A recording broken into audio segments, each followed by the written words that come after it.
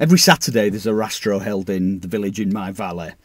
It's very popular, and especially on a nice day, hundreds of expats will venture inland from the ghettos on the costas, and many more will be shipped in on buses.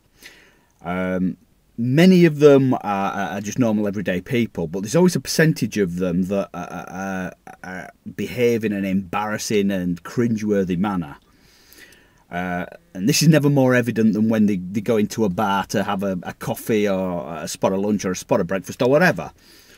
Now, my Spanish isn't all that, but what I am confident in being able to do is to order a coffee or a tostada or a bit of lunch without the need to either A, shout, and B, use sign language to place my order. You can imagine it, can't you? They've had a meal, they've had a coffee or whatever, and they need to pay the bill. Why do they always insist on asking for la cuenta with the sign action that goes with it? La cuenta. You can picture it. They're sat there at the end of the meal.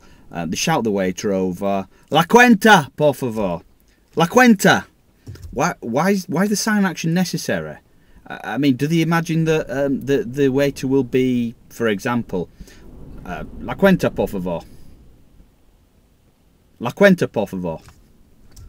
La cuenta, por favor. No entiendo, señor. La cuenta, por favor. Ah, la cuenta!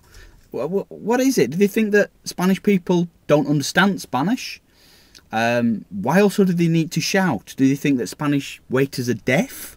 Who knows? I'm going to write a guidebook for these people just to explain to them that they can speak Spanish to Spanish people and that they don't need to use sign language because the majority of Spanish people aren't deaf either.